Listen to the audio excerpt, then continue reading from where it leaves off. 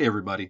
I just got done grading the first quiz and I learned something by doing so. And what I learned is that this class is really divided and there's some things we need to fix as we move forward. But I try to be positive, so I'm going to start with the positive group. Thank you, positive group. You turned it in on time, you used your own words, clear evidence you've been paying attention, you took the time to spell check it, and it was very clear that you utilized all the resources available to you. Myself, the videos I made, your friends. You got it done. You did it beautifully. Fantastic. Now there's another group. I'm going to call this the negative side. The most obvious problem was you didn't do it, and that's not going to end well. It was clear that you cut and pasted your answers. I had 2 students tied with 7 flags, and there were 7 questions on the quiz, meaning you cut and pasted every single answer, and a lot of them didn't even make sense, like not even remotely. That's a problem.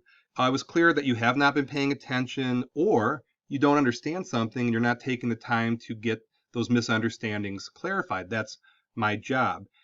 Because we are online, I can't see you like a classroom, so I have to trust that you're doing the right thing and it all comes out in the wash in the end. Those on the positive side, it was pretty clear you're doing the right things, and on the other side, less so. Grammar errors. Couldn't take a second to hit the spell check, even though there was the red lines, so it looked really bad. I's that were lowercase and all sorts of grammatical errors that could have been prevented in 45 seconds. And a clear failure to use resources. So if you did lousy, if you are on this side, you have a chance to redo things and at least bring it up to a C compared to the not so happy zeros and whatnot that we've been dealing with. So let us go to the quiz. Now, these were the quiz questions I gave you the other day. Now, at the very bottom, I had links for all of these. I had some people who had blank or say, I have no idea. Some people just put random, one young lady just put random chicken scratch in there. Crazy words. I don't know what good that did. Maybe it was cathartic for you, but it was clear you didn't check these out. Okay, so for those who really missed the boat, I'm going to go over this quick. Okay, this is what I was hoping you would have learned. How would you define archaeology? It's the material remains of human behavior. It's not the study of history. History is the study of history. It's when you take an old object and what can you learn about the behavior that surrounds this object? How we know about the old part of our story. Now, archaeologists are more like hard scientists and social scientists.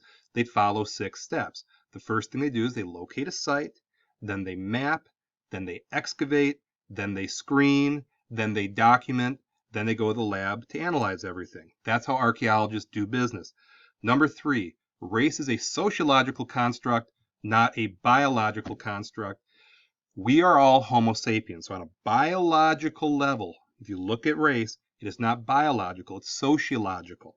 The notion of race changes. As people blend together, the notion of race changes. And it's sociological, don't get me wrong. If I were to say, Asian cuisine or Latin dance, it exists. But it's not biological, it's sociological. Why did Homo sapiens survive and Neanderthal perish? As Homo sapiens go into Europe, there's another hominid group there. They were bigger and they were stronger. Homo sapiens used tools and teamwork. Neanderthals did not. Number 5, which logic fallacy did you most commonly witness? Now, this one was missed by a lot of people. Bear in mind, I gave you 24 bad ways of thinking. Good thinking is logical thinking. Bad thinking is a logical fallacy. I was asking you to pick one that you see often and just tell me about it. 1 out of 24. So again, that was back on the Google Classroom, that PowerPoint of all the logic fallacies. Or, again, you could have checked out this link. Now, number 6, historical perspective, historical scale, primary sources to the COVID-19 pandemic. Okay, here's a historical perspective. How does a victim of COVID see it versus somebody who has not seen it? How does a conservative view the last 6 months versus a progressive? That's a perspective. Scale. How did it affect your household? How did it affect the city? How did it affect Michigan? How did it affect America? Going up the scale. It's a world scale. It affected the entire world. That's historical scale. A primary source, that could be how many people have died. That could be a photograph of a victim. That's what I was looking for number 6. And number 7, A claim is simply a statement that you feel is true. There's 4 ways you look at them. The first is intuition, hunch. The second is authority. Should I be listening to this person or not? The third is logic. Does it make logical sense to me? But ultimately, we seek out evidence. All right, so for the people who did really, really bad, here's your chance to fix things up, and I hope that you do, and we improve for next time, because my hope is by the end of the year,